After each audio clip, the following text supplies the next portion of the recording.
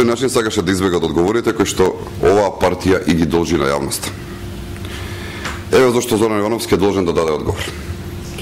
Не е случајно што Бранко Црвенковски имотот на Социјалдемократскиот сојуз го даде под хипотека кај Хари Костов.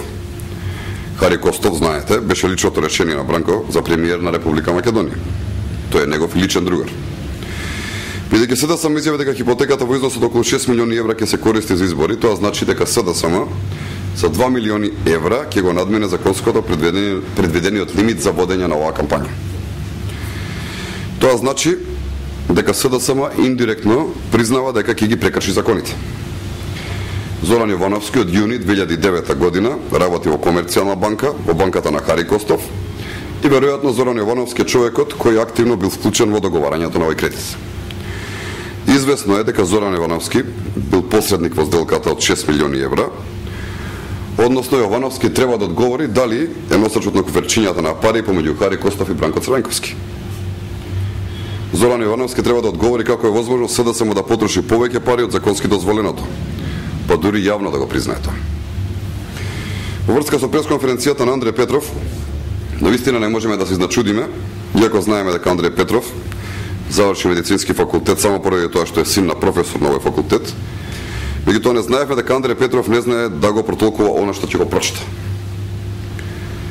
Господин Андреј Петров без срам говори за здравството, иако неговата партија го остави здравството со близу 100 милиони евра долгови.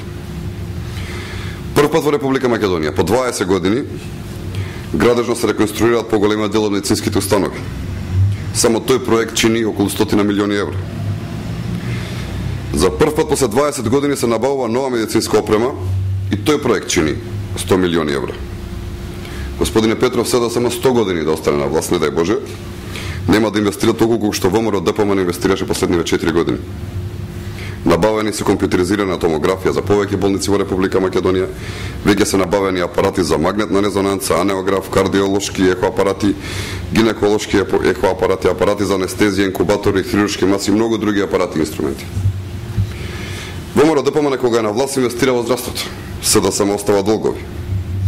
Во однос на електронската картичка, господине Петров, малку повеќе да ги пратевте состојбите и да не бевте заслепени од вашиот лидер Црвенковски, ќе знаевте дека првите електронски здравствени картички веќе се поделени. Тоа е успех на владата предводена од ВМРО ДПМН, но тоа е пред се бенефит за сите граѓани на Република Македонија. И трето, кога зборувате за здравството, за сите, треба да се подсетите дека додека СДСМ беше на власт, огромен број на граѓани, пред се они од ранливите групи, немаа право на здравствено осигурување. ВМРО ДПМН го возможи тоа.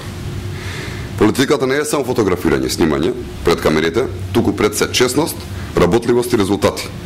Затоа не можете да не разберете. ВМРО ДПМН работи, додека Социјалдемократскиот сојуз безочно ја лаже целата македонска јавност.